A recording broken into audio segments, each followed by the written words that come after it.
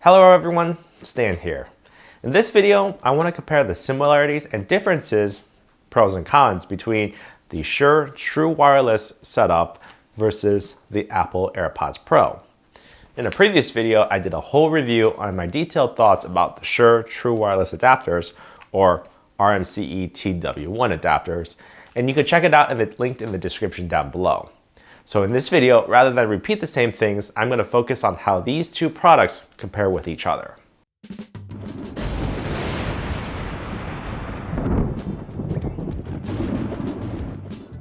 First, let's talk about price to set the stage. The Apple AirPods Pro is set at an MSRP of $250, which can be actually had as low as about $220 or $200 during sales. The Shure True Wireless Adapters, on the other hand, comes in at $179 without the IEMs, or bundled with the 215s, probably around $229 or so. So the entry-level Shure bundle priced relatively comparable to the AirPods Pro. If you already have a Shure IEM, for example, such as the 315 or 425 or 535 or even the 846, then the value proposition may shift dramatically. Functionally, the Shure IEMs and AirPods Pro are both in-ear type earbuds, meaning the rubberized tips sit deep inside the ear and creates a perfect seal in the air canal. These types of earbuds would feel different than the traditional earpods or hard plastic earbuds. Some people may not like the feeling or may complain about the additional pressure, but the seal provides better bass response and sound quality. It's just something to be aware of if you're in the market and have never tried these before. Physically, the AirPods Pro are substantially smaller and lighter. They sit inside the ear by just the fit of the ear tips. The TW1, on the other hand, it wraps around the ear and is in a more traditional form factor of the Shure over-the-ear design. This allows for a much bigger battery and electronics module than the AirPods. The increased size and weight is not as substantial as you may think because the form factor and weight distribution is just so perfect that they're super comfortable. You can almost forget that they're even on your ears. Overall, in my opinion, both the AirPods Pro and the True Wireless Adapter are very comfortable to wear. However, I do give the AirPods Pro a small edge in prolonged usage, basically because the tips are fully silicone, while the Shure design has a metal tip surrounded by either rubber or foam. For me, the protruding hard metal results in a bit of listening fatigue over multiple hours of extended use.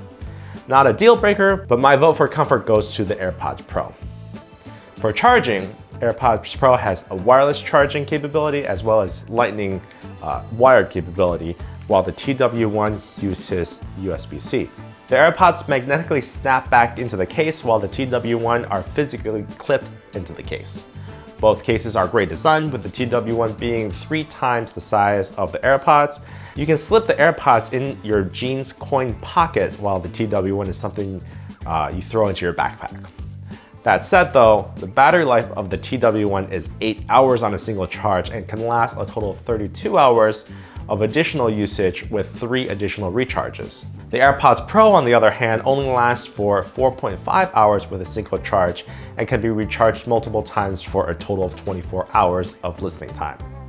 On that note though, you only get 3.5 hours if you're transmitting voice for phone calls or teleconferences. This is actually significant because I've ran into power issues with the AirPods Pro on long, prolonged phone calls, and I'm forced to do the left-right swapping charge while I'm still on the phone call. For phone calls, I do wish the AirPods Pro can last a little bit longer on a single charge. However, the reason why I prefer AirPods Pro for calls is because you get a general better calling experience overall. For phone calls on the TW1, on the other hand, only the right adapter works. For some reason, Shure decided that you would only get sound and microphone usage out of the right one, where the left one has nothing at all. The AirPods Pro, on the other hand, provides sound to both ears. Additionally, both the microphones on the AirPods Pro are being monitored for background and noise canceling and voice pickup. Basically, this is just better. Where the TW1 lacks in phone call quality, it certainly makes up in sound quality. Actually, correction, potential sound quality. My TW1 is actually paired with an SE846, so clearly it's in a whole different league compared to the AirPods Pro. The SC846 is a $1,000 earbud with 4 individual drivers and a low-pass filter for subwoofer-like bass. What you ultimately decide to pair with the TW1 will determine your sound quality. However, I want to try to put it into perspective relative to the AirPods Pro. Everyone perceives sound differently, and this is my personal opinion, but the AirPods Pro feel like it's about 80% of the performance of the 846 TW1. And let me explain what I mean by that.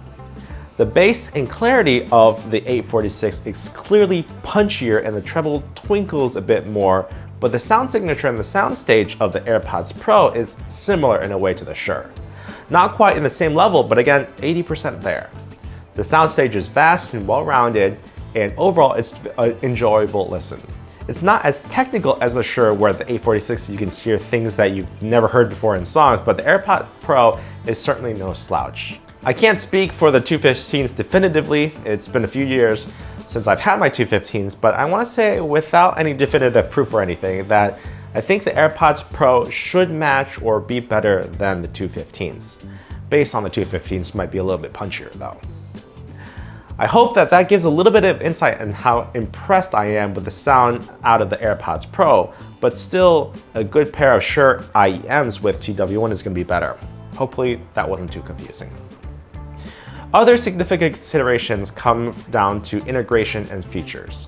Shure IEMs use passive noise isolation, while the AirPods Pro features active noise cancellation.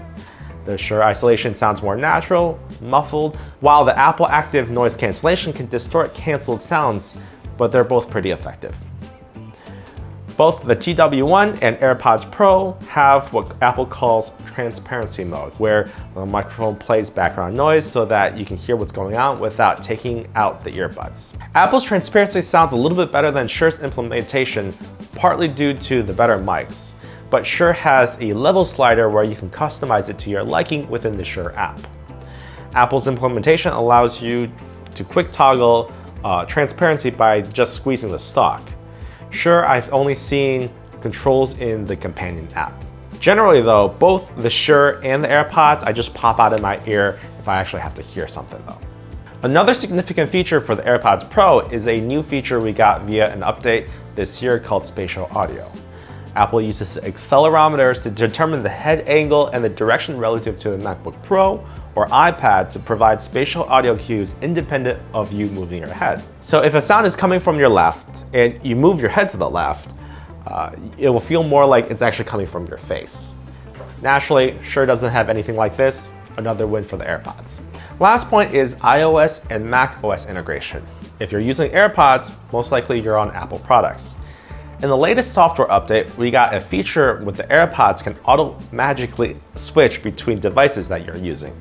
For example, if you're connected to your phone and you put down your phone and pick up the iPad, the AirPod knows.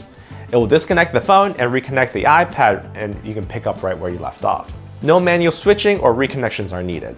Another example, if I pop the AirPods out of the case and into my ears, I'll automatically connect to my MacBook because it knows that I'm actually using the MacBook at the time of putting it into my ears and instead of my phone. It just knows, and in my experience, it's about an 80% accuracy rate. It's just too cool. So let me try to summarize everything for you. If you already have Shure IEMs, and especially high-end IEMs, and you're looking for Bluetooth connectivity, the RMCE TW1 is a prime candidate, and you're probably its target audience. However, if you are an Apple user in the market for about $200 plus earbuds, you should seriously consider the AirPods Pro because it's more portable, has better integration and switching, calling performance, unique features, and active noise cancellation, and it sounds pretty good. If you want the best sound quality, on the other hand, with Bluetooth and a monstrous battery life, you can pair the Shure TW1s with either a 535 or 846, and you have a phenomenal Bluetooth setup that's probably one of the best sounding wireless setups you can buy. Overall though, you really can't go wrong with either products. They just kind of excel in different aspects.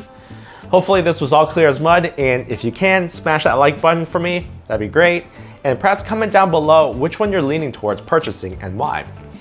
And of course, subscribe for more tech content. My name is Stan, and I'll see you guys in the next one.